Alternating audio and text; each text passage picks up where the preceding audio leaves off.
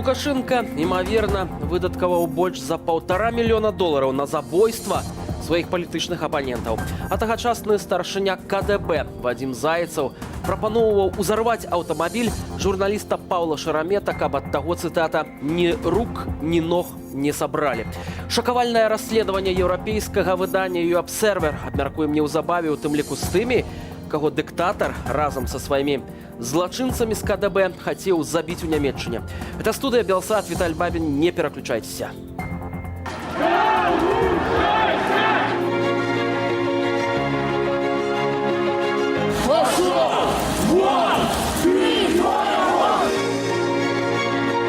Желаю им, чтобы они крепились. Я знаю точно, что весь белорусский народ это за них. Сил и терпения. Ну и мы победим. Когда им кто-то мешает, очень сильно мешает, они просто пытаются этих людей убить.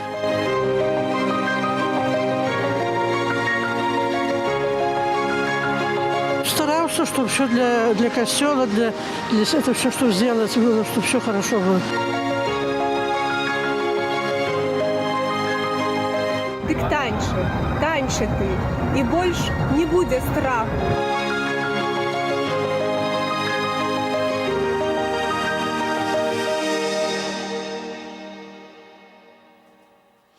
Патаемна настолькі, што цяжка было зразумець, дзе ж насамрэч знаходзіцца коробка збору. Першая ў новым годзе, але ўжо 15-я з ліку акцыя пенсіянераў адбылася сёння у беларускай сталіцы.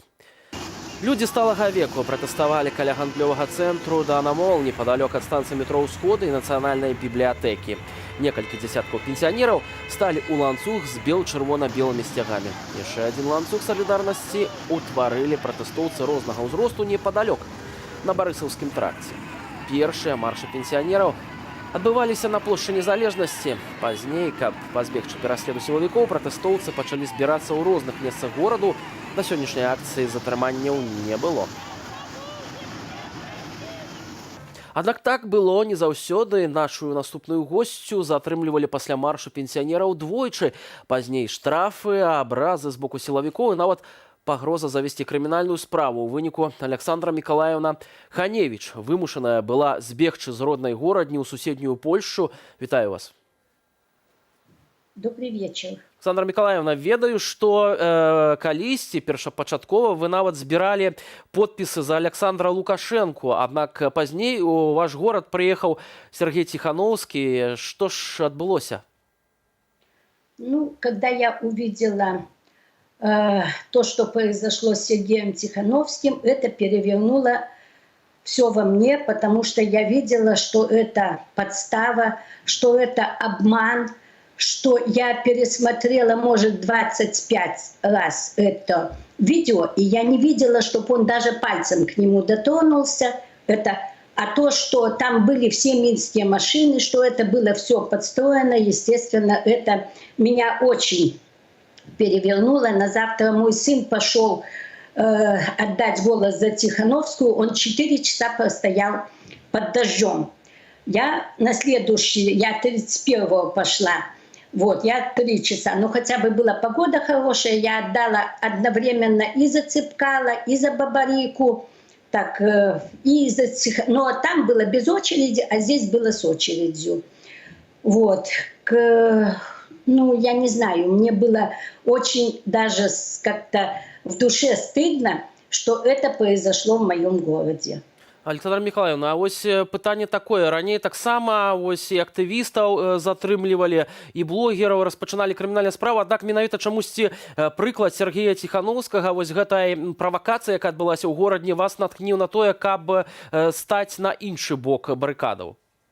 Да, я только Санникову когда-то писала письма поддержать.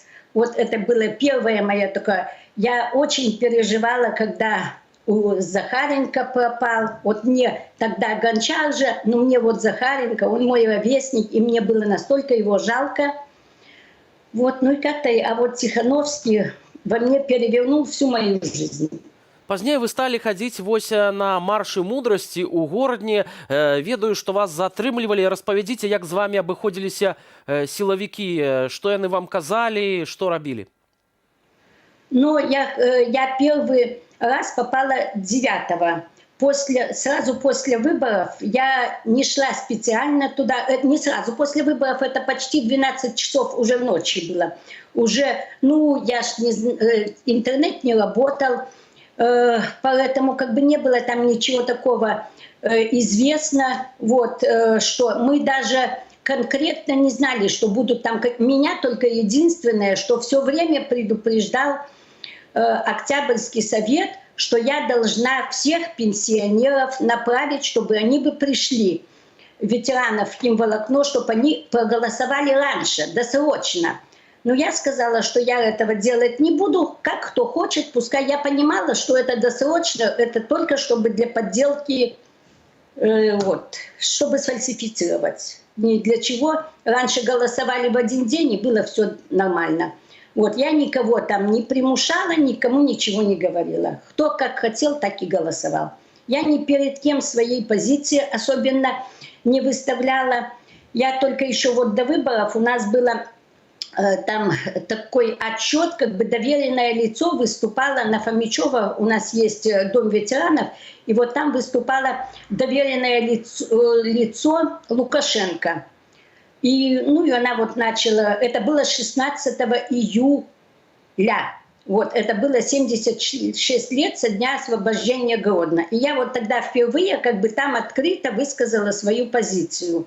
Я вот сказала про Тихановского, это была Ирина Федоровна Китурка, ректор университета Гродненского. Я спросила, объясните мне, пожалуйста.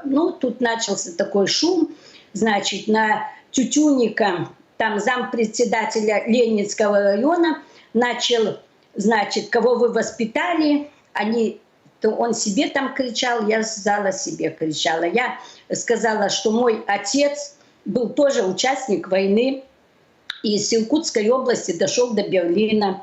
Вот, имел медали. И в этом году мы только, сын мой посмотрел, и мы нашли в архиве Министерства обороны, там на городе эти папины записи. Вот, я очень гордилась, мой отец сибиряк. Моя мама местная, белоруска. Вот, она в 2 концлагерях была, в Освенциме и в Бухенвальде. Она была связной партизанского отряда «Звезда». Александра Миколаевна, вы ўсё ж таки прынялі рашэнне з'ехаць з Беларусі. Чаму? Што паслужыла гэтаму рашэнню? Потому что вот первый раз меня задержали 9-го, там, и я 15 часов провела в тюрьме 9 августа. Вот. И потом после этого я начала ходить на митинги протестов, потому что у нас в Гродно было 4 дня митингов под большим флагом. Мы шли, работники Азота, так как я часть Азота, я шла под тем флагом, довольная. Вот. И все на площади Ленина были все довольные, все счастливые. 4 дня, и наше счастье окончилось. И там уже мы собирались, но нам все время стояла милиция рядом и говорила, что это незаконно. Хотя ничего там никогда, никто никого не толкнул, не оскорбил. Вот я еще была на встрече с Тихановской, когда у нас было в Колосском парке, и тогда вот ей всякие препятствия чинили. Мы пришли с подругой, сначала пошли в Колосскую церковь, помолились за успех, так скажем, а потом, значит, когда началось, сначала долго не давали аппаратуру установить, потом уже все, должно быть начало, но тогда милиция еще нас охраняла. Вот должно быть начало, ей не дали доехать куда надо, они шли пешком. Потом, и вот это настолько как бы вдохновило тоже меня. Это было, такое какое-то окружение доброе. Так, але пазней вам стали пагражаць крымінальнай справай, наколькі я разумею. Да, когда я уже после этого, вот, я 9 августа и потом 13 сентября я попала в воскресный такой общий митинг. Это был не пенсионеров. Вот, и тогда меня Я даже побои после этого снимала. У меня вся рука здесь была, здесь черная, здесь такие синяки прямо до этого. Меня тянул ОМОНовец с такими матами, которые я за 68 лет не слышала не только в свой адрес, но даже в чей-то. Вот. Боже, как он до самого... Я, естественно, тогда, когда он меня так материл, я, естественно, упиралась. Вот меня... Другая рука у меня была нормальная. Там, где держал нормальный человек. Вот. Там уже после... Ну, мне первый штраф дали, 20 базовых, потом 25 базовых за сентябрь месяц. А потом мне уже... Я была даже там, когда на суде, и у Соляника. Вот. И мне там свидетель, которые свидетели на суде, они там сразу ложь на суде идет. Они все говорят, что они проживают улица Дубко, 5.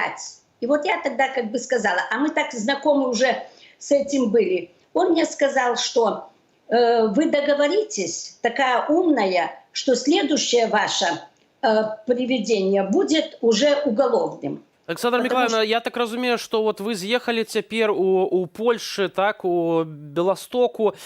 Што зараз? Гэта будзе нейкая час, калі вы будете займацца рэабілітацыяй пасля гэтых падзеяў? Ці у вас нейкія іншыя планы? Распавядзіце, калі ласка. Ну, со мной приехал сын, когда узнал, что я собираюсь уезжать. Сын уволился на химволокно, почти 23 года отработал. Он уволился, говорит, мама, как ты поедешь сама? Ну, с одной стороны, мне, может, было бы и легче, но с другой стороны, конечно, ну, сын вот может устроиться на работу. Я там помогаю где-то кому-то убрать, ну, как на хлеб имею. Вот. Но я попала к очень хорошему хозяину еще в кузнице, и вот он нас там мы, значит, платили. Я хотела остаться еще в кузнице, чтобы быть на связи со своими ветеранами. Вот. И потом наш хозяин взял сюда к Белосток, в свой дом, ну и сказал, пока вы восстановитесь, платы не надо. Ну, спасибо. Вельмі мы спадзяемся, што гэта ўзнаўленне вашых сілаў адбудзецца як мага хутчэй. Дзякуй вялікі вам за вашу пазіцыю, за гэтую размову. Александра Миколаевна Ханевич Гарадзенка была з намі на сувязі з Беластоку. Яшчэ да адной тэмы. Папа рымскі Францыск прыняў прашэнне аб адстаўцы кіраўніка касцёла ў Беларусі арцыбіскупа Тадэуша Кандрусевіча. У ходзе масавых дэманстрацый у краіне Кандрусевіч актыўна падтрымліваў пратэстоўцаў і крытыкаваў гвалт з боку сілавікоў. Яму на працягу некалькіх месяцаў не дазвалялі вярнуцца ў Беларусь. Большасць апытаных намі гарадзенцаў лічыць, што адстаўка арцыбіскупа мае палітычную падаплёку. Кандрусевич запомніўся у першую чаргу, што ён пачынаў падымаць касцёл на нашай гарадзеншчыне, потым касцёл начаў развівацца ў часы ўсей нашай Беларусі. У чым адстаўка? Ну, гэта пытанне, пэўна, у сферы палітыкі. Ну, наверное, политика что-то не угодил кому-то. Просто захотел уже отдыхать, наверное, мне кажется. И справедливый, хороший человек был. Что надо? Хороший человек был, запомнился. Сделал семинары, открыл Гродно. Потом что еще? Ну, старался, чтобы все для костела, для это все, что сделать было, чтобы все хорошо было. Очень хорошо, очень жалко его. Я не буду на политические темы говорить, хотя у меня есть на поводу этого мысли, но я не хочу говорить. Надо своими делами заниматься просто, и все, а не лезть в политику. Старенький уже стал. На пенсию пора. Значит, он перешел кому-то дорогу. Не знаю, думаю, какие-то политические мотивы тут тоже имеются. З 12 лістапада за кратамі застаецца палітвязень актывіст анархісцкага руху Мікола Дзядок. Перад Новым годам у сеціве з'явілася інфармацыя пра пагрозы, якія паступаюць на адрас маладзёна ў зняволенні. Мы тады размаўлялі з бацькам Міколы і абяцалі сачыць за справаю. Пра апошнія навіны у гэтай справе, власна, распытаем Александра Дзядка. Добрый вечар. Добрый вечар. Спадар Александра, якія апошнія навіны пра вашага сына? Ці, можа быць, атрымлівалі лісты ад яго з турмы, альбо, можа быць, нейкія іншыя звесткі да вас даходзілі? Ну, слава богу, сегодня у нас появились хорошие новости. Впервые за длительное время у него побывал адвокат поскольку под предлогом якобы нахождения в карантинной камере из-за ковида к Николаю в течение нескольких недель не запускали адвоката. Я позволю себе на эту тему сказать более подробно. Считаю, что это одна из форм давления, которая на него осуществляется в следственном изоляторе. Его неоднократно переводили из камеры в камеру, где происходили конфликты с сокамерниками были. Но в первую очередь целью этих переводов было создание дискомфорта для него и создание обстановки давления, чтобы, так сказать, добиваться тех целей, которые они, я имею в виду спецслужбы белорусские, для чего они и поместили его в следственный изолятор, хотя, обратите внимание, с 20 ноября с Николаем не проводились никакие следственные действия. То есть вообще до настоящего времени ни единого разу с того времени, когда ему 20 ноября предъявили обвинение по статье 342, часть 1, совершенно немыслимое, бессмысленное обвинение, к нему не приходил следователь и никаких следственных действий не выполнял. Што вось датычыць вот этой інфармацыі наконт пагрозаў, ці атрымала яна нейкі працяг пасля таго, як мы апошні раз з вами размаўлялі ў студыі Белсат? Да, я помню наш с вами предыдущий разговор. К счастью, никаких реальных, так сказать, действий пока никто не предпринял, чтобы эти угрозы реализовать. Но я еще раз повторяю, считаю, что эти угрозы были как минимум одной из форм давления, в том числе и на Николая, и, конечно же, на нас, чтобы, так сказать, вывести нас из равновесия.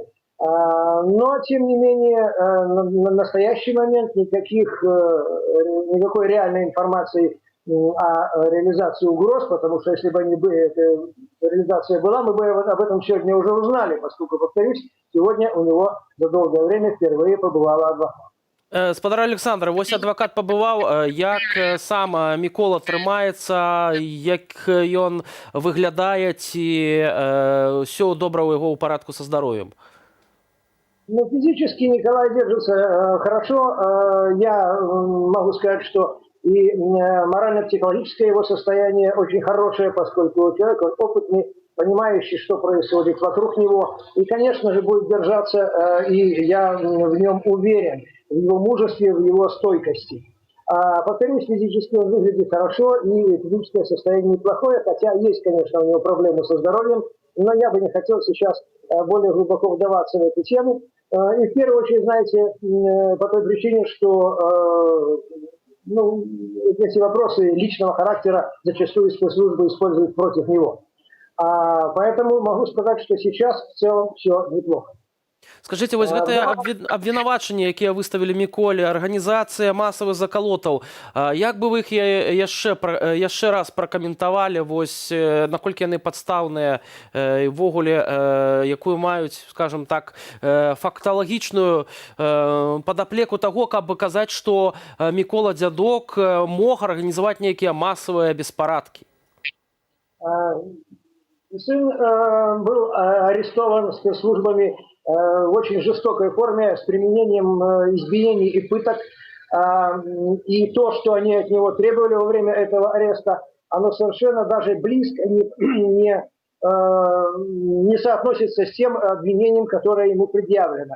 Тем более, что основная причина, безусловно, его ареста в том, что он был правдивым и честным человеком всегда, и таким оставался в публичном пространстве. Он был блогером, находясь на свободе, журналистом, и в своих выступлениях, в своих стримах, в своих публикациях в Телеграме и в других средствах массовой информации он говорил только правду о спецслужбах, в том числе о пресловутом Губотике, и они, безусловно, ему отомстили за это, я в этом не сомневаюсь. И обвинения, которые ему предъявлены, никакого отношения к этому не имеют, поскольку никаких призывов, никаких организаторских действий, это я вам как юрист говорю, он не предпринимал, чтобы устроить какие-то массовые беспорядки, какие-то действия, которые могли бы попадать под эту статью.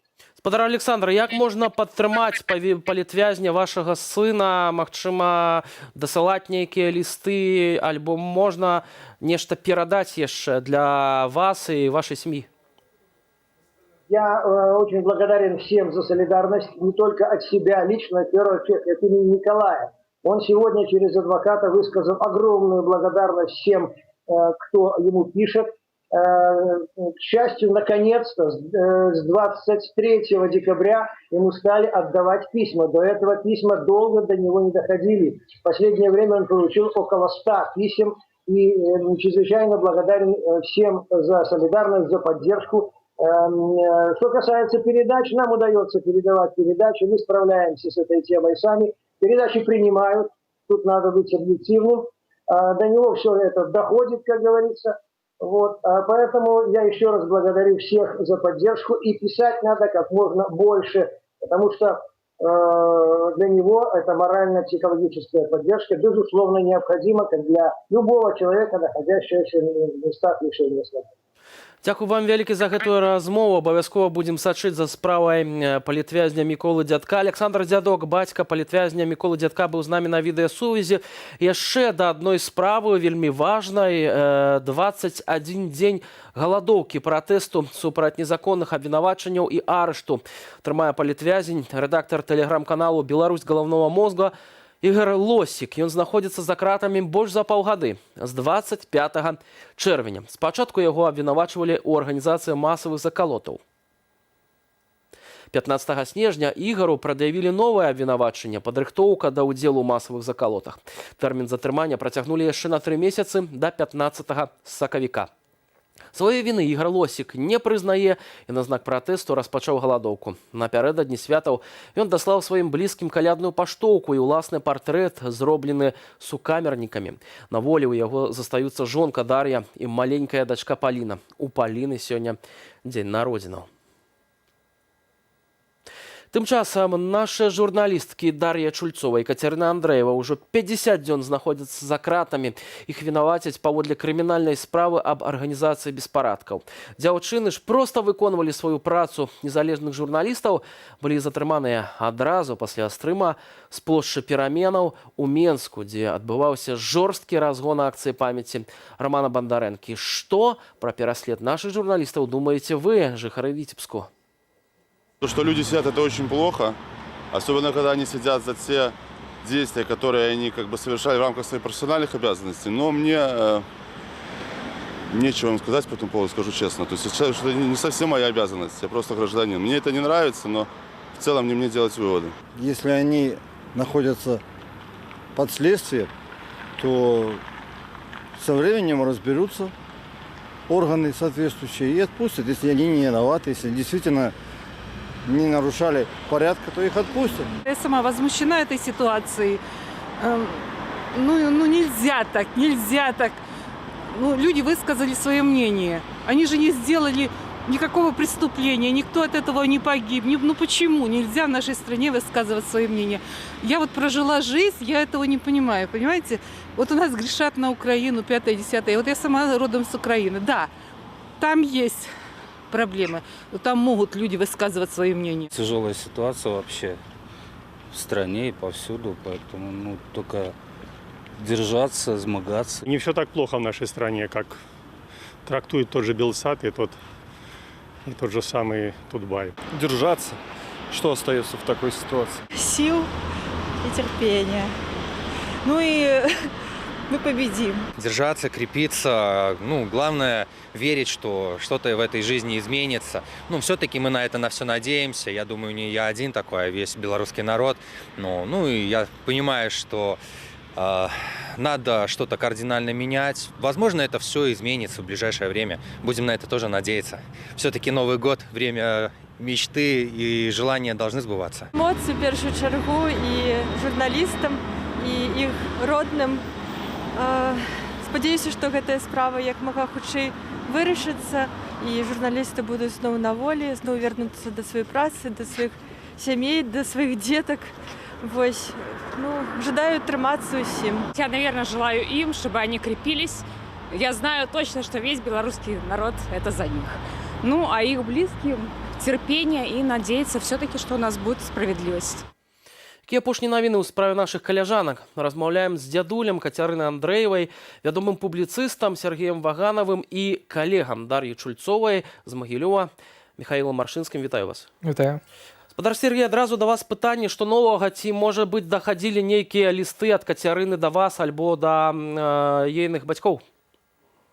Мы уважліва сочым за тым, як развіваюцца падзеі, як следства, так вельмі павольна рухаецца некуды ў бок ужо суда. Вось. Але асаблівых такіх навін, як аптымізму даць да нашага няма. Ну, акрамя лістов Каці, которые, ну, тыя лісты, што да нас доходзяць, на жаль, да і рэдка доходзяць, можа напісаны нейкі з дзесятак ці больш лістоў, і, на жаль, яна іх не атрымала. Вось. Лісты яе, так, яны такія вельмі бадзёрыя, нас супакоюць. В асноўным яны прысвечаны становішчу ва ўмовах пандэміі і каб мы бераглі сваё здароўе. Михаил, у меня пытанне да цябе, што чуваць пра Дашу, магчыма, ведаеш пра ейны стан, альбо ўвогуле пра справе нейкія падрабязнасці? Ведаеце, што з самого пачатку прыйшло толькі 2 лісты, і я спрабаваў ёй пісаць некалькі разоў, і ад розных сервісаў і ад розных імёнаў, і я зразумеў, што лісты даходзяць вельмі марудна, і наколькі я зразумеў з ейных лістоў, што маіх яна не атрымала. Вось. І таксама, ведаючы сябровак Дар'і, я магу сказаць, што ад іх лісты таксама даходзяць вельмі марудна. Спадар Сергей, вось я хацеў увогуле пра асобу Кацярыны Андрэевай паразмаўляць з вами. Ваш тата таксама журналісты, і можна сказаць, што прафесія Кацярыны, яна была з дзяцінства вядомая. Ці так гэта, ці Каця марыла быць журналістам ад самага пачатку? Ну, мы не ведалі пра такую яе мару. І ўвогуле ні адмыслова не рыхтавалі яе для таго, каб яна журналісткай. Так, прабабуля была журналісткай, працаваў 60 гадоў у Савецкай Беларусі, прайшоў і да вайны, і вайну прайшоў. Некая такая, ну, генетика, яна існуе.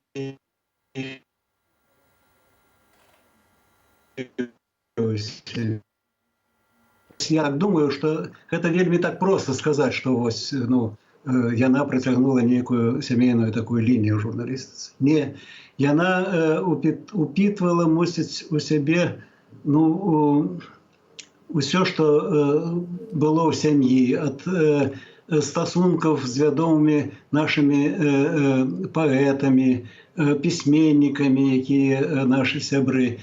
Гэта ўсё вось паступова складалася. Я думаю, што яна стала найперш сфарміравалася ў яе нейкая грамадзянская пазіцыя, а ўжо потым яна абрала журналістыку як спосаб выражэння гэтай. Михаил, у меня пытанне да цябе. Вось вы з Дашай рабілі здымкі ў Магілёве. Як гэта выглядала? Як яна зацікавілася ўвогуле журналістыкай і прыйшла на Белсат у тым ліку? Я б привел, можно сказать, ее на Белсат. Мы з ёй былі знаёмы. Яна была, ну, яна моя сяброўка вельмі добрая, як чалядь сям'і, я сказаў бы. Вось. І я просто запрапанаваў у адзін момант, каб мы паспрабавалі нешта зрабіць на Белсат. Вось, яна там з'ездзіла на нейкія шкаленні.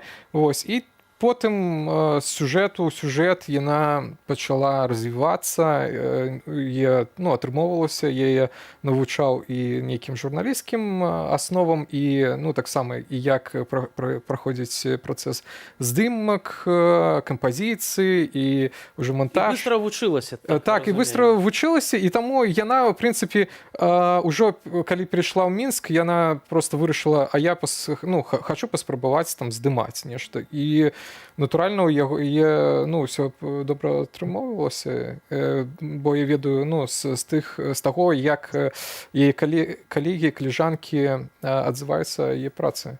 Спадар Сергей, наколькі я ведаю, Кацярына ў журналістыцы ўжо досыць даўно. Скажыце, калі ласка, я ведаю, што вы напісалі адкрыты ліст да сваёй унучкі. У тым ліку вы там напісалі пра тое, што сустракаліся са следчым у справе Кацярыны. І той вымавіў нібыта, што яна ніякая не журналістыка. Як вы адрэагавалі на гэта? Ну, я адразу там і сумна было, і смешна, бо калі дарослы чалавек там пад 40 гадоў кажа табе, што твоя внучка не журналістка, калі яна за журналістыку сваю ўжо за кратамі сядзіць, гэта смешна. Яны, гэтыя людзі, следчыя, вы паглядзіце, вы зараз вы пыталіся ў мяне пра нейкія навіны. Так, ёсць навіны. Адмоўлена тымка змяніць меру стрымання пад парукі. Адмоўлена ў спатканні мужа Ігора Ільяша. І все гэта матывавана, калі паглядзець гэтай пастановы, просто думаеш, што это такое? Нават апошнія чыноўнікі з некай ЖКХ і то пісьменна адкажуць на твае пытанні, чым матываваны гэтыя адказы следчых.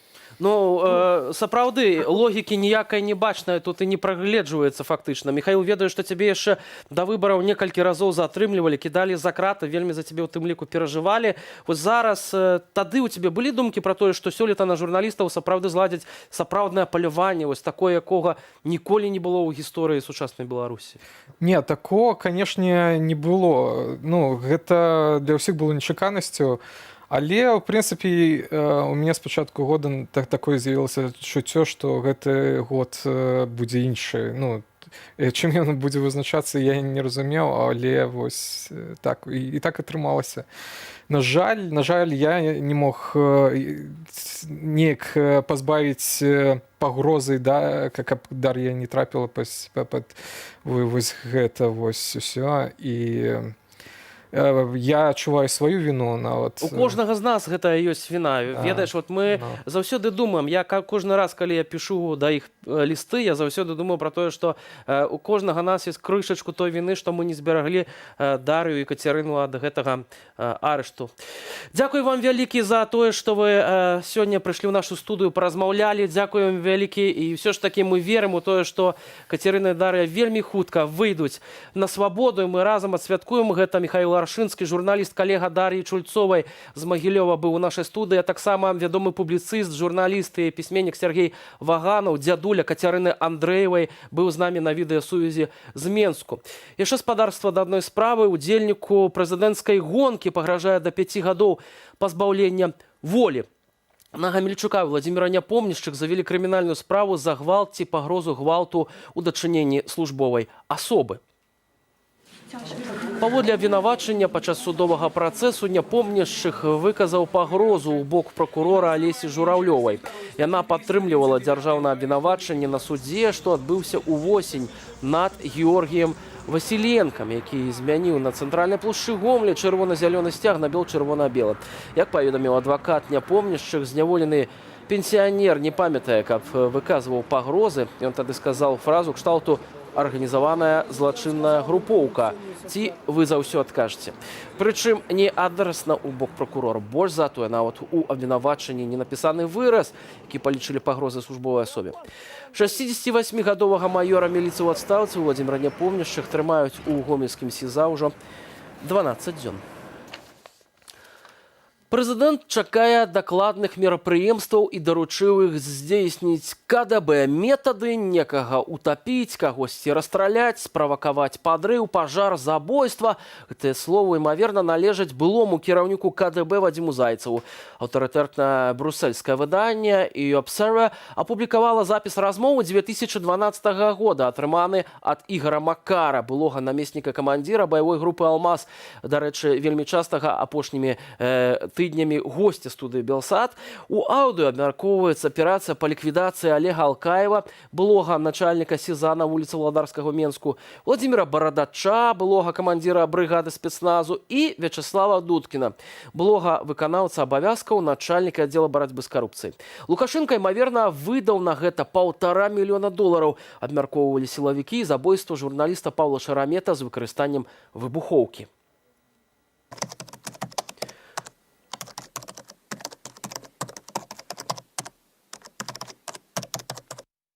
Но должна быть четкое представление.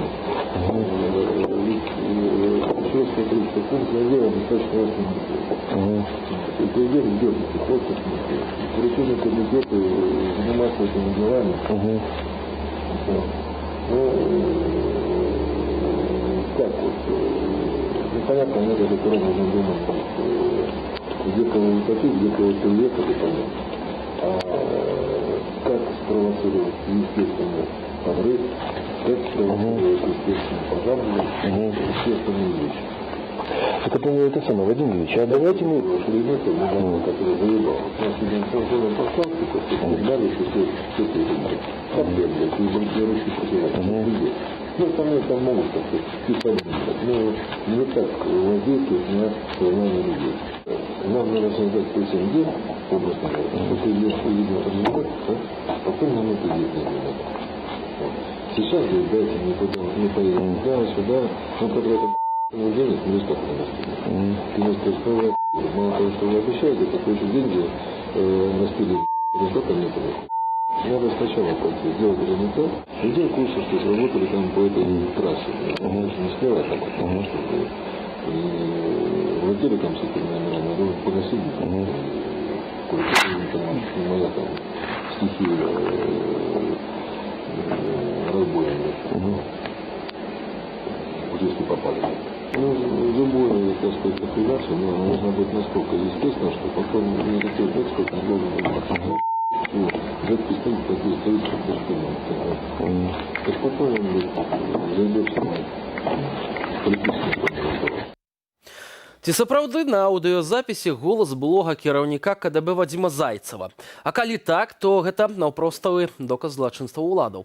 Ці будзе далейшае расследаванне гэтай справы, якое? Пра ўсё гэта мы запыталіся Ігора Макара, былога намесніка камандзіра баявой групы антытэрарыстычнага падраздзялення Міністэрства ўнутраных спраў «Алмаз», які прадставіў журналістам для расследавання цытавання раней аўдыё, а таксама аператыўныя дакументы. Проводилась экспертиза фонетическая одного из спецструктур, который доказал и сказал, что данный голос, он является голосом председателя КГБ Вадима Юрьевича Зайцева. А также можно почитать именно на публикации EU Observer в бельгийском полностью все экспертизы, которые проводились, они там все указаны. Конечно, основное это сейчас будет обращение Олега Алкаева в криминальную полицию с заявлением, далее, чтобы было возбуждено дело.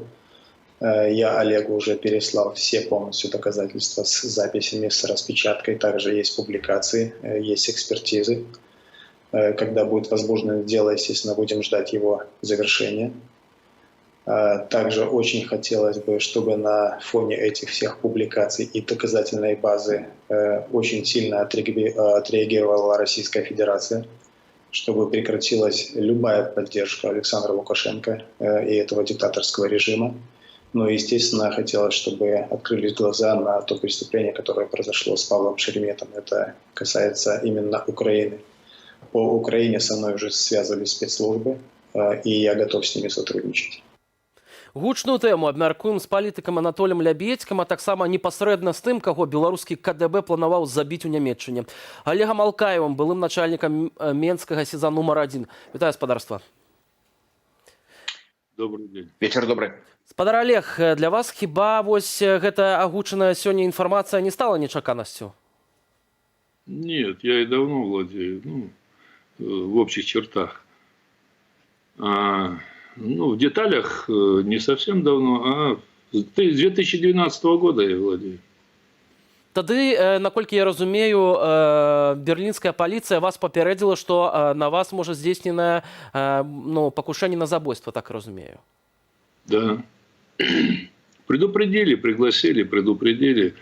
Но они не сказали конкретно, откуда угроза, с какой страны. Они имеют право не говорить. Они просто сказали, что мы обязаны обеспечить вашу защиту. Я говорю, защищайте. Что я могу? Сопротивляться буду? Защищайте. Але вам было зразумела, что гаворка про Беларусь?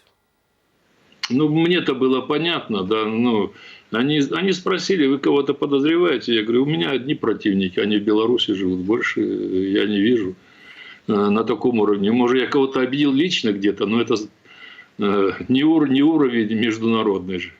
Спадар Анатолий, вас гэтая інфармацыя шакавала, бо сапраўды шакуючыя такія падрабязнасці? Трэба прызнаць, што ў пэўнай ступені так.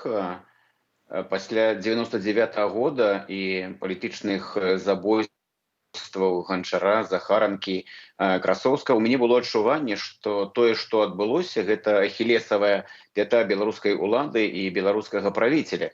І нейкі час мне падавалася, што ёсць такое імкненне забыцца пра гэта, бо гэта, калі становіцца вядомым для людзей, моцна аслабляе пазіцыі беларускіх уладаў.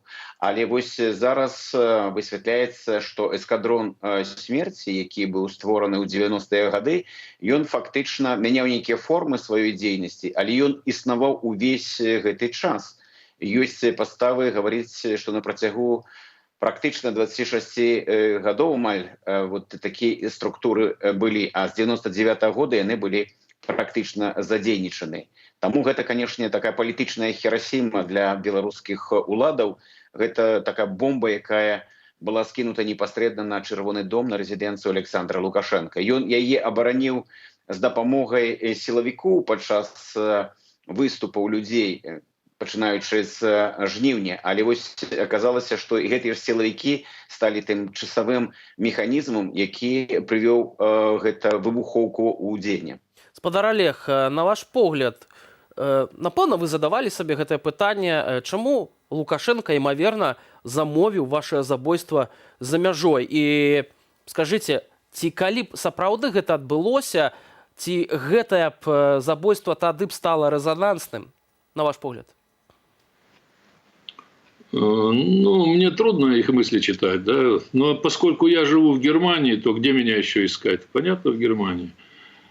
И причины, если сказать, за что, конечно, повод был. Да, я являюсь таким раздражителем, системным, постоянным и довольно опасным. Потому что материалы моего расследования рано или поздно лягут в уголовное дело. Конкретное уголовное дело против конкретных уголовных лиц, элиты государства. Они это знают.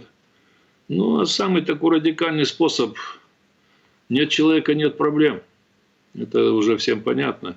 Шеремет пострадал, как говорится, одно из оснований подозревать, что это сделали наши, грубо говоря, или в шутку говоря, даже не знаю, как прошутить. Когда там их называли соседи, друзья. Мы с ним продолжали сотрудничать, мы работали над продолжением книги, собирали материал, собирал в основном, большую часть работы приходилось мне делать, он был редактор, он был оформитель, в общем, издатель. В планах было переиздать первую книгу, потому что она пользуется и сейчас пользуется спросом, но их мало экземпляров.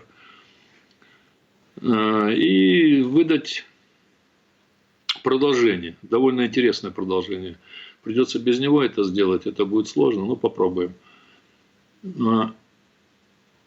Конечно, это было... И вы знаете, самое главное сработало то, что он был доступен для таких действий. На территории Германии это сложнее сделать, а Украина Это на тот период, да и сейчас она страна вот такой легкой доступности для всякого криминала. То есть больших усилий не нужно. Нужны деньги, причем небольшие. А специалистов сейчас там голодных бродит очень много, которые сделают эту работу. Спадар Анатолій, а ви що думаєте? Ось все ж таки ведаем, сыходзячы з тых дакументаў, якія прадставіў Ігор Макар, што за Шераметам сачылі ў Расіі, ведалі ягоныя тэлефонныя нумары, ведалі, дзе вучыцца ягоная дачка, ведалі, дзе ён жыве, у якім горадзе, на якой вуліцы. І гэтая інфармацыя сёння была апублікаваная. Ці так было проста беларускаму КДБ, на ваш погляд, працаваць ва ўкраіне і здзейсніць гэтае злачынства, калі сапраўды гэта замова Александра Лукашэнкі? Ну, калі давяряць крыніцы і браць да ведама тое, што агучана, калі яны плануюць нейкія спецаперацыі на тэрыторыі еўрапейскага звяза, то чаму гэта нельга зрабіць у краіне? Я тут падзяляю якраз аналіз, які зроблены спадаром Олегам, гэта зрабіць значна прасцей у сённяшняй сітуацыі. Таму, калі беларускае КДБ эскадрон смерці планаваў забойствы на тэрыторыі еўрапейскага звяза, то гэта азначае, што тут могуць быць нейкая пэўная дапамога. Я не выключаў бы, што і з боку Крамля, бо спецструктуры, спецслужбы двух краін дзейнічаюць у такім шчыльным кантакце. Таму там маглі дзяліцца і нейкімі сваім досведам, і нейкай сваёй інфраструктурай, і расейцы. Я б гэта таксама не выключаў вот на той час, пра які мы гаворым. Гэта адбывалася адразу пасля прэзідэнцкай выбарчай кампаніі, пасля плошчы. Спадар Олег, у меня до вас пытанне. Ўсё ж такі рукі у беларускага КДБ досыць такія длінныя, аднак гэту аперацыю правярнуць у Нямецчыне, у заходняй Еўропе ўсё ж такі не змаглі, не здолелі. На ваш погляд, гэта у першую чаргу заслуга нямецкіх спецслужбаў, тое, што яны былі папярэджаны пра вось гэтае злачынства. Ці, магчыма, ввогуле такога кшталту, як эскадроны смерці, беларускія, ну, не так-то проста ім трапіць у Еўропу, хаця з гэтага аўдыёзапісу можна было зразумець, што ніякіх праблем трапіць у Нямецчыну там па турыстычнай візе ў іх няма, і правярнуць такую аперацыю яны на поўным сур'ёзе збіраліся зрабіць. Ну, попасть в Германию это не проблема. Если ты попал в Литву или в Польшу с шенгенской визой, то в Германию ты, несомненно, попадешь. Границ-то тут никаких нет. Это первое. Но проблема, что уехать отсюда после совершения преступления, это сложнее.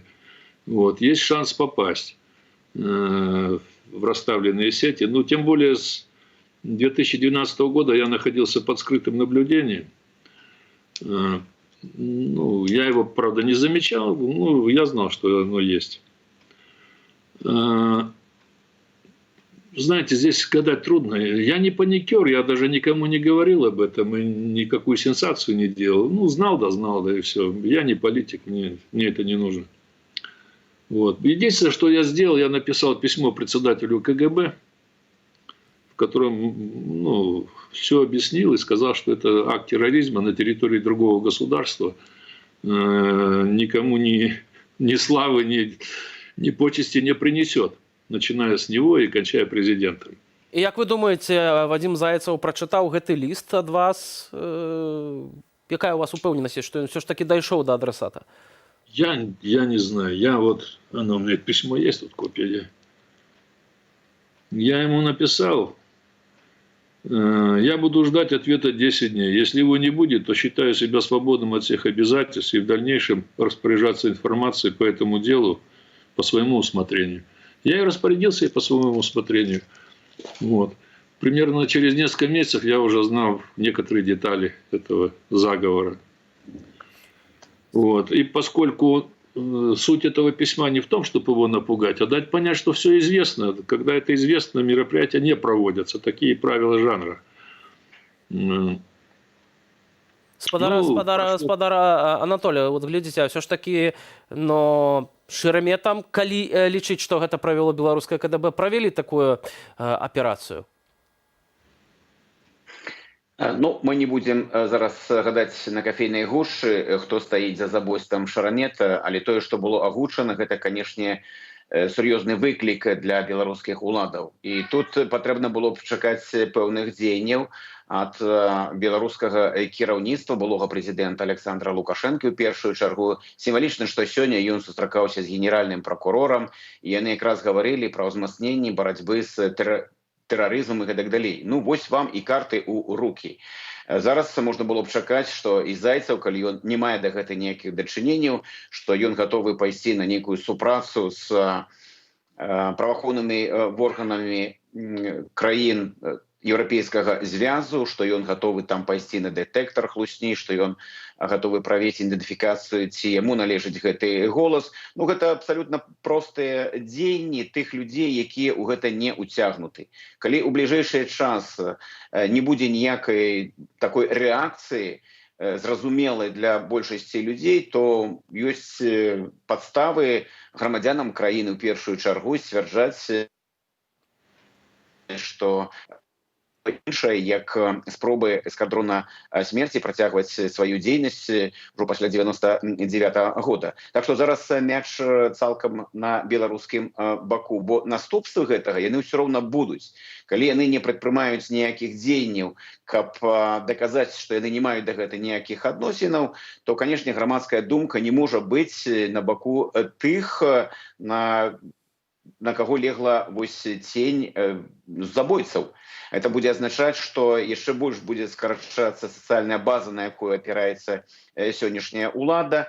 Гэта будзе азначаць, што нават апалітычныя людзі, калі праслухаюць вось гэты запіс, яны не могуць заставацца там на баку тых, чые прозвішчы там агучаны. Так што, ну і для еўрапейскага звяза, я думаю, што гэта таксама будзе мець пэўныя наступствы, бо доўгі час там існавала фракцыя каштоўнасцей і фракцыя прагматыкаў. І вось прагматыкі ўвесь час гаварылі, што трэба супрацоўнічаць з гэтымі ўладамі, прыводзілі нейкія свае аргументы, але тое, што было апублікавана ў бельгійскай газеце, яно, ну, як мінімум заставіць замаўчаць спікераў гэтай фракцыі. Гэта можа толькі азначаць адно: узмацненне ціску на беларускія ўлады, і гэта адзін з вынікаў вось гэтага скандалу, які стаў публічным. Спадар Олег, а на ваше меркаванне, чаму менавіта зараз апублікавалі гэты аўдыёзапіс, і ці чакаць яшчэ падобных такіх вось расследаванняў, якія мы сёння назіраем апошнімі днямі і апошнімі тыднямі, напрыклад, відэо, которое ініцыятыва Байпол публікуе? Я не знаю, кто видео публикует, и не видел. То, что для меня доступно, я видел. Но информацией я владею давно, не в полном объеме, конечно, но в той части, в которой мне было нужно. А почему сегодня именно вышло? Потому что дело серьезное, и оно вот так вот, это ж не журналистское расследование, там что-то увидел и тут же бросил. Да, шло, много лет занимались этим. Во-первых, вопросы безопасности решались людей, которые работали с этой информацией. Надо было о них подумать в первую очередь. Вот. Второй вопрос — достоверность.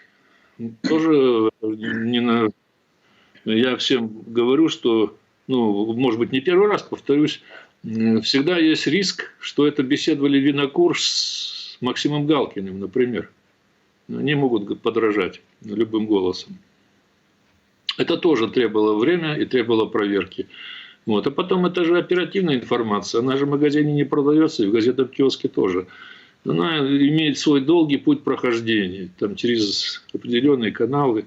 Да, это, в общем, в совокупности получилось 8 лет. Не потому, что сегодня совпало, так не совпало. Вот была последняя уже фаза проверки. Вот. Занимался этим Игорь Макар. Огромная ему, конечно, благодарность от всех за его активность и за его настойчивость. Поэтому вот когда все фазы прошли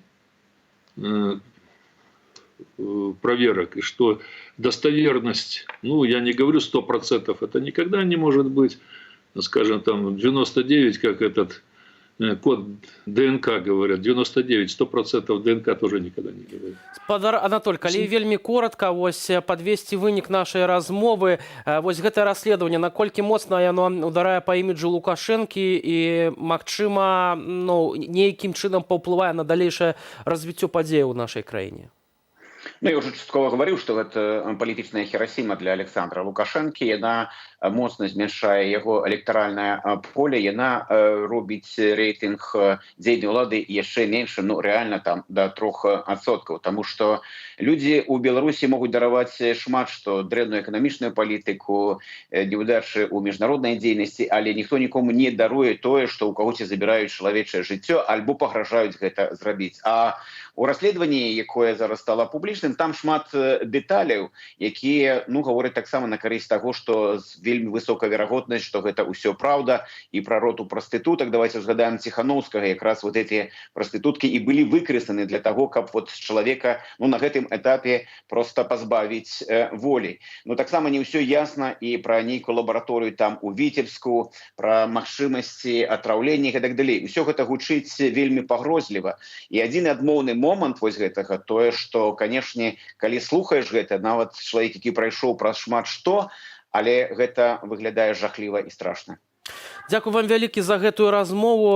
Олег Алкаев, былы начальнік Менскага СІЗА нумар 1, і Анатоль Лябедзька, палітык, былі з намі на відэасувязі. Но, гаспадарства, мы гэтую тэму яшчэ будзем працягваць, напэўна, у нашых далейшых эфірах. Калі ласка, заставайцеся з Белсатам, сачыце за навінамі, а на развітанне прапаную паэтычны твор з-за мяжы. Беларусы Швецыі, Расіі, США, Францыі ды іншых краінаў разам прачыталі верш беларускага паэта, барда і перакладчыка Сяржука Сокалова «Воюша, не спыняйся». Сам аўтар жыве ў Празе і таксама узяў удзел у чытанні. Я ж кажу вам да пабачэння, усяго добрага і да наступных сустрэчаў на Белсаце.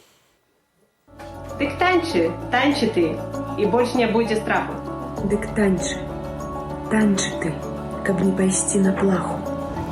Калі жыццё цябе трымае, хамутае ці сціскае, як атрутная змеюка вынішчае. Спявай, спявай, і ты пазбегнеш адзіноты. Спявай, спявай, і свет даведаецца, хто ты. З'яднаўшы хорам галасы ад чорнай гэтай паласы, у якую наша рэчаіснасць патрапляе. Не спыняйся і не здавайся цямрычнай ночы. Не спыняйся, каб не прапасці або не збочыць. не спыняйся, хай бездарожжа ці дрэнь дарога. Не спыняйся, нават калі ўжо ёсць перамога. Ідзі, не адступай ты ані кроку. Ідзі наперад, супрацьемнага і змроку. І ведай, будуць назаўжды вакол прадвеснікі бяды. І будзе гойсаць непрыяцельская зграя. Дык танчы ты, і больш не будзе страху. Дык танчы ты, каб не пайсці на плаху, калі жыццё цябе трымае, хамутае ці сціскае, як атрутная змяюка вынішчае. Калі думаеш, што перамог, што ўсё немагчымае змог. Прыгадай, што жыццё – гэта вечны рух. Адпачынкаў няма ў ім. Не спыняйся і не здавайся цямрычнай ночы. Не спыняйся, каб не прапасці або не збочыць. Не спыняйся, хай бездарожжа ці дрэнь дарога. Не спыняйся, нават калі ўжо ёсць перамога.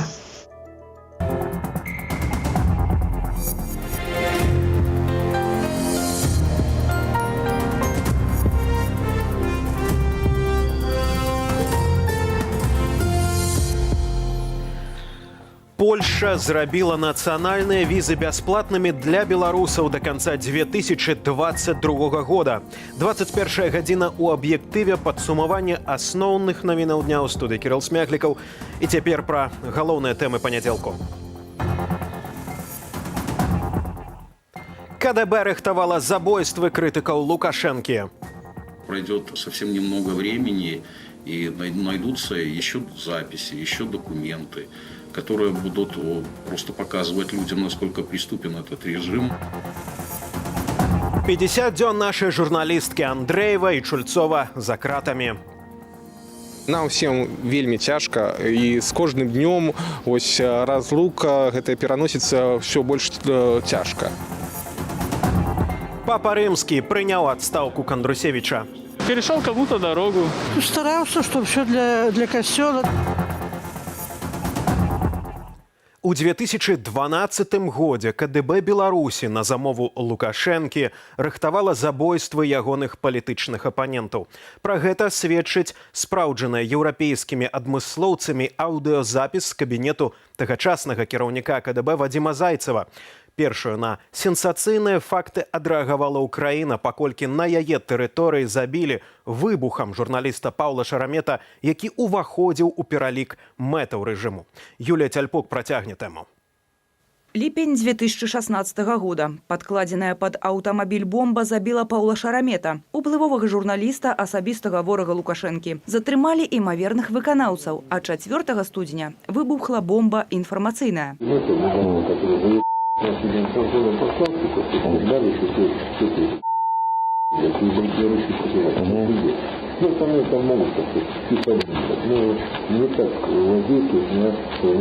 Голас запісу належыць былому кіраўніку камітэту дзяржбяспекі Беларусі Вадзіму Зайцеву, які 11 красавіка 2012 года сабраў нараду, прысвечаную ліквідацыі крытыкаў Александра Лукашэнкі ў замежжы.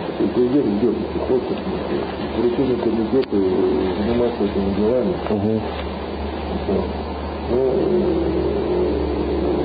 Как вот, непонятно, мне даже кровно не думать.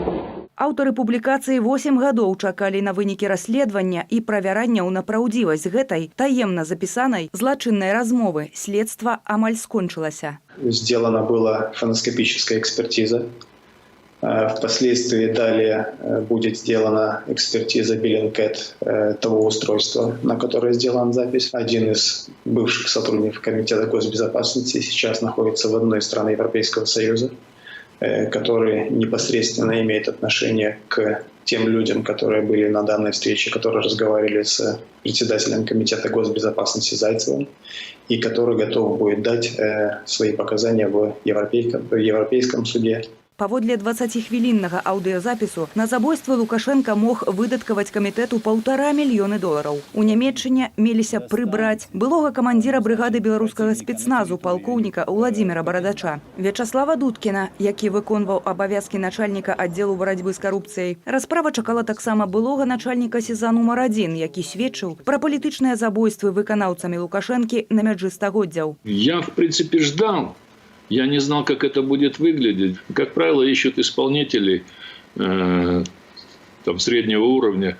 А кто бы удивился, какой-то там бандит убил начальника тюрьмы. Олег Алкаев знаходзіцца на ўліку спецслужбаў Нямецчыны, якія двойчы папярэджвалі пра магчымую небяспеку. Пасля гэтага, у тым жа 2012 годзе, Алкаев напісаў ліст да кіраўніка КДБ Зайцева, копію якога толькі сёння паказаў Белсату. Я думаю, что он его прочитал. То, во всяком случае, он задумался, что план раскрыт. А когда план раскрыт, то уже последствия для него могут наступить самые печальные. Праз 3 месяцы пасля нарады аб забойствах Лукашенко вызваліў Зайцева з займанай пасады. Якія карэктывы спецслужбы унеслі ў план помсты, невядома. Журналіста беларускага паходжання Паўла Шарамета узарвалі ўжо пасля пераезду з Расіі ва Ўкраіну праз 4 гады. Маскоўскі палітолог Андрэй Суздальцаў, які таксама быў мэтаю антытэрарыстычнай групы «Альфа» у Москве, застаўся жывы. По-видимому, где-то они сделали ошибку, это мое предположение. И они вот эту операцию свернули. Но не отказались. Российские спецслужбы работают на уровне технологий, очень серьезной технологии. Если такое случилось бы, откопали бы. Откопали бы. Надо учитывать, что здесь есть СМИ, которые эту сразу тему подняли. 2020 год показал, что улада перестала звяртаць увагу на громадское меркаванне. Оппонентов у этой улады зрабілася безліч. Пришло время, когда вот все тайное постепенно становится явным.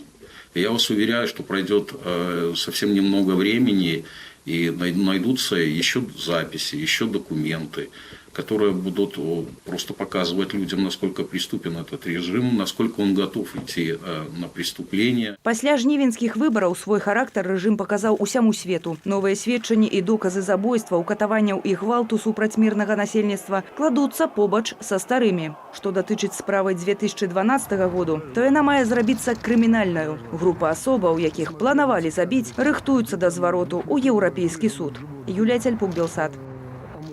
Тым часам пасля нарады у Лукашэнкі генеральны прокурор паведаміў, што ніводзін з удзельнікаў масавых беспарадкаў, які пасягнуў на грамадскі парадак або падняў руку на міліцыянта, не сышоў ад адказнасці. Таксама Андрэй Швед дадаў, што яго падначаленыя падрыхтавалі прапановы аб заканадаўчым узмацненні крымінальнай адказнасці за экстрэмізм. Тэму працягне Ярослаў Сцешак. Беларусы мусяць падумаць, што яны зрабілі не так у 2020-м і быць асцярожнымі ў словах і ўчынках, каб не было развіцця супрацьстаяння, каб захаваць стабільнасць. Такая парада прагучала ад кіраўніка беларускай праваслаўнай царквы Маскоўскага патрыархату на дзяржаўным тэлебачанні. Анализ прошедшего года и исправление ошибок, покаяние в тех неправильных действиях, которые были, с исправлением. Таксама мітрапаліт Веньямін распавёў, што БПЦ падрыхтавала прапановы зменаў у Канстытуцыю, замацаваць там патрыятычнае выхаванне моладзі, хрысціянскую традыцыю шлюбу і гэтак далей. Наўрад ці гэта ініцыятыва самога святара, мяркуе палітолог Валерый Карбалевич. С адміністрацыі прэзідэнта прыйшлі установкі у кожную дзяржаўную установу, кожную выканкам, кожныя паўдзяржаўныя арганізацыі з прапановай выказваць свае думкі. Ідэю канстытуцыйнай рэформы Александр Лукашенко прапановваў яшчэ ўвосень як спосаб залагодзіць пратэсты. В новой конституции я уже с вами президентом работать не буду, поэтому успокойтесь. Цяпер іншая рыторыка. Трымацца, пакуль застаецца апошні амапавец. Мятеж, блицкриг или цветная революция не прошли. Праз месяц рыхтуецца ўсебеларускі народны сход, куды вылучаюць дэлегатаў райвыканкамы і мясцовыя саветы дэпутатаў. Там нібыта будуць абмяркоўваць змену асноўнага закону. В первую очередь освободить политзаключенных, а дальше уже все решать. Хрен редьки не слаще. Пока он у власти, народу будет как есть. Лукашенко менять нужно. Я думаю, что все это такой очередной финт, чтобы всех обмануть. Это рецепт от всех болезней в Беларуси, чтобы он ушел. Александр Лукашенко прапановвае замацаваць новую канстытуцыю праз рэферэндум, але за месяц да абмеркавання няма ані плану, ані графіку, ані праекту новай канстытуцыі, звяртае ўвагу палітолог. Нейкага яснага плану, што рабіць з гэтай канстытуцыйнай рэформай, у Лукашэнкі няма. Гэтая ідэя ўзнікла тады, калі сітуацыя для яго была вельмі такая хісткая. Ён сапраўды баяўся, яму была патрэбна расійская падтрымка, і з падачы Масквы ўзнікла гэтая ідэя канстытуцыйнай рэформы.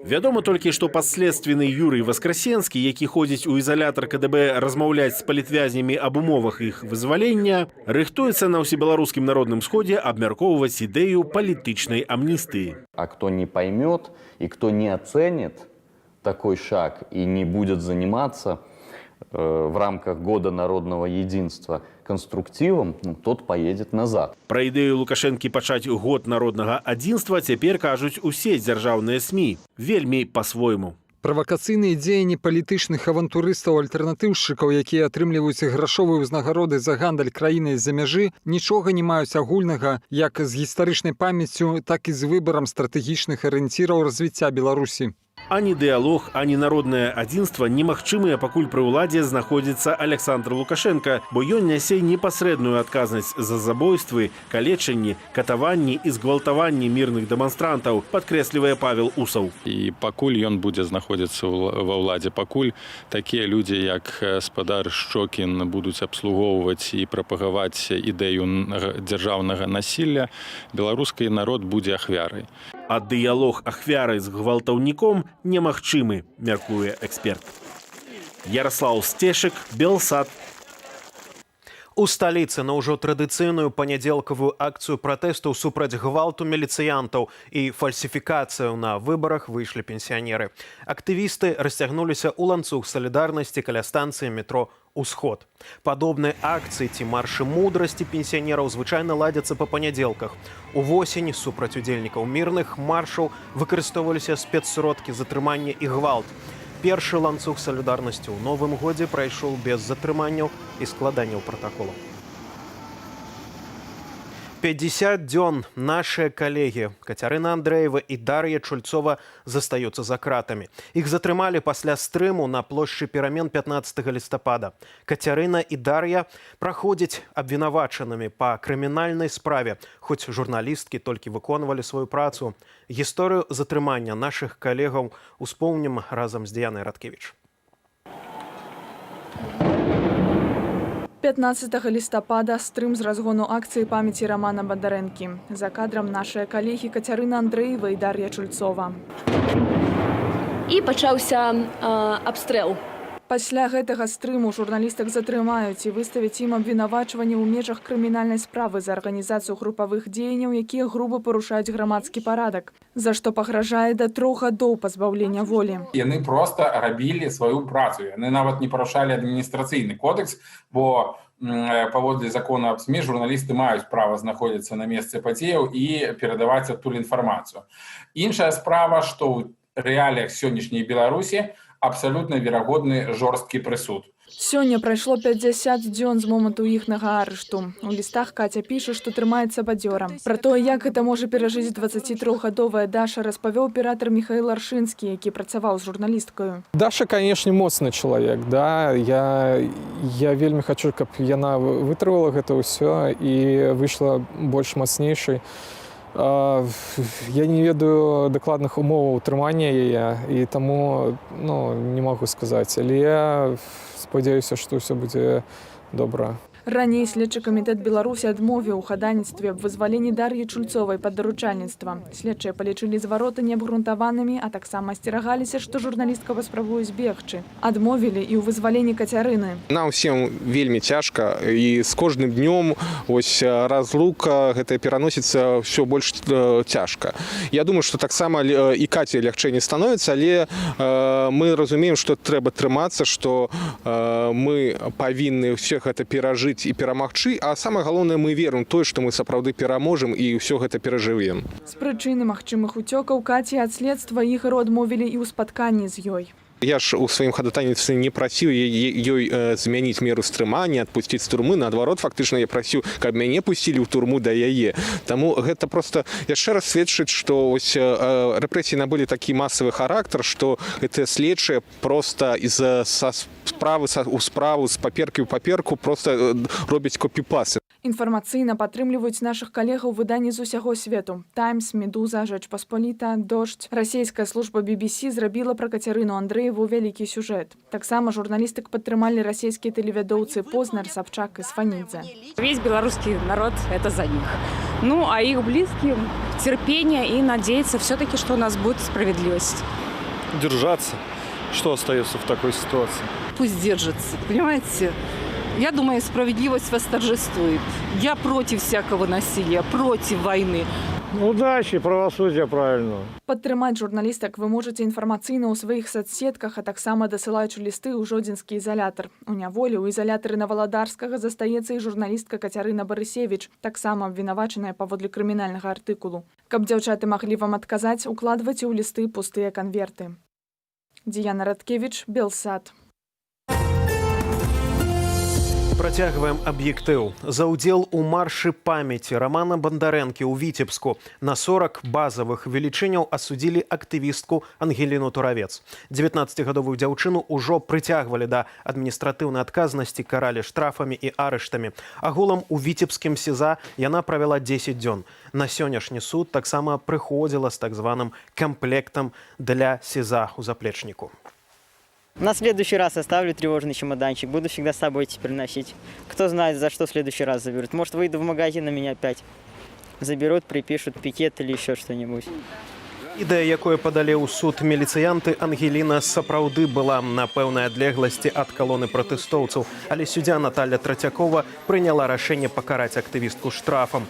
Парадокс у тым, што раней 23 лістапада іншы суддзя таго ж суда Міхаіл Зубеня прызнаў дзяўчыну невінаваты ў правапарушэнні паводле таго ж пратаколу. Але начальнік віцебскага РАУС тое рашэнне абскардзіў, а віцебскі абласны суд накіраваў справу на новы разгляд іншым суддзём. У магілёўскім хімзаводзе звольнілі 2 вядучых спецыялістаў энергетычнага цэха.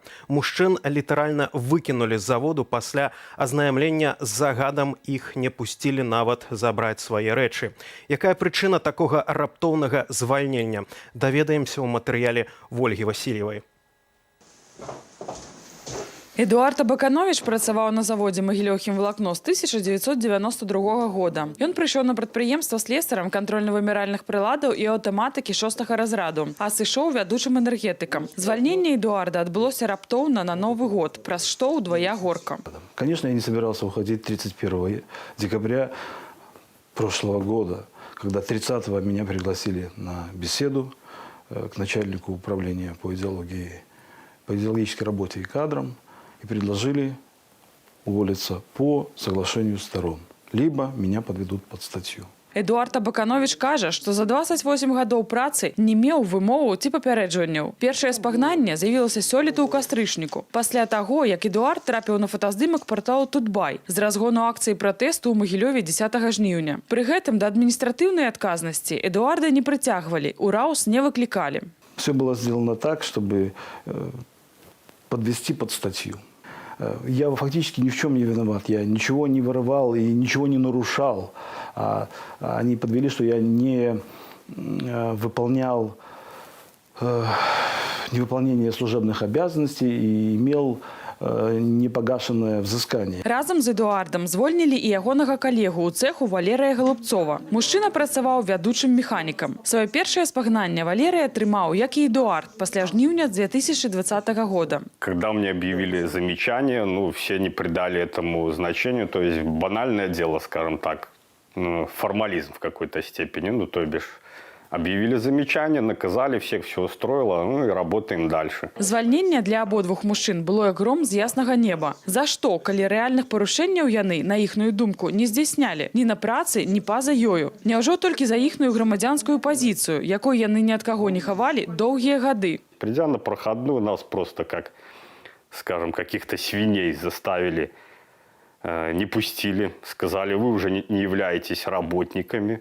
Благо у нас остались коллеги, как говорится, которые принесли наши личные вещи, и мы, как какие-то непонятные бомжи или кто, не знаю, были вынуждены переодеться прямо на проходной. Эдуард і Валерый засталіся незадаволеныя хамскім абыходжаннем на заводзе, якому яны аддалі столькі гадоў, і звярнуліся да праваабаронцаў, каб падаць пазоў у суд на свайго былога працадаўцу. Это дело, очевидно, политическое.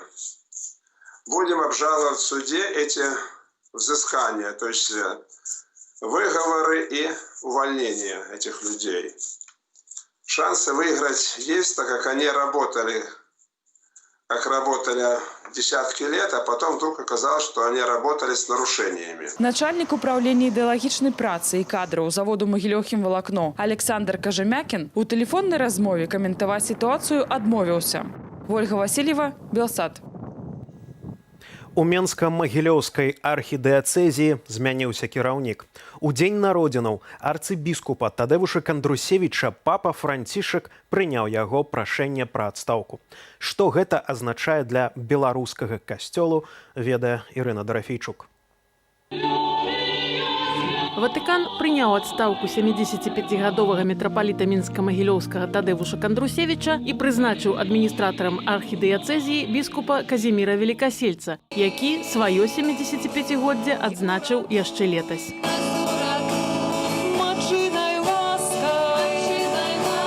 Дапаможны біскуп пінскай дыяцэзіі Казімір Велікаселец служыць у касцёле нараджэння Маці Божай у Гомлі, які належыць да пінскай дыяцэзіі. З Брэсця кардынал забрал до Пинска, в Пинску там 5 год. Ну, сейчас вот с Пинска, здесь вот город Гомель. Я начинаю строительство 4-го костела. Барановичи, возле Баранович Лесная, Брест и вот этого. Арцыбіскуп Тадевуш Кандрусевич перад адстаўкай 4 месяцы правёў у выгнанні і вярнуўся ў Беларусь перад калядамі.